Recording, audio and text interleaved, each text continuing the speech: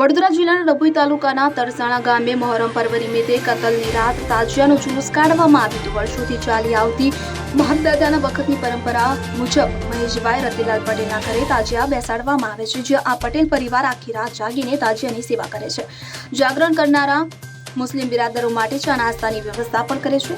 કતલની રાતના આ જુલુસમાં હિન્દુ અને મુસ્લિમ બહેનો પણ શ્રદ્ધાથી જોડાય છે અને માનતા રાખે છે કે જેનાથી તેમની મનોકામના પૂર્ણ થાય છે। મહોરમના બીજા દિવસે વિસર્જનના દિને ગામના દરેક ઘરમાંથી ગળા અને દેગડામાં પાણી લાવીને તાજિયા નીચે રેડીને તેને ઠંડા કરવાની અનોખી પરંપરા નિભાવવામાં આવે છે। હિન્દુ અને મુસ્લિમ સમુદાય દ્વારા ભેગા મળીને ઉજવાતા આ પર્વના જુલુસમાં મહેશભાઈ રતિલાલ પટેલ, જગદીશભાઈ કરસન પટેલ, મોહસિનભાઈ ભીખાભાઈ ગરાસિયા, અયુબભાઈ મલંગભાઈ શેખ, સિરાજભાઈ ઇમામભાઈ શેખ, અનવરભાઈ શેખ, રહીમભાઈ વલીસા દિવાન, હાસિમભાઈ અભીબભાઈ ગરાસિયા, શોકતભાઈ સૈયદ, હસમુખભાઈ નાથાભાઈ પટેલ અને મનુભાઈ છીતુભાઈ મલિક સહિતના આગેવાનો ઉપસ્થિત રહીને કોમી એકતા અને ભાઈચારાની ઉત્તમ મિસાલ પૂરી પાડી હતી।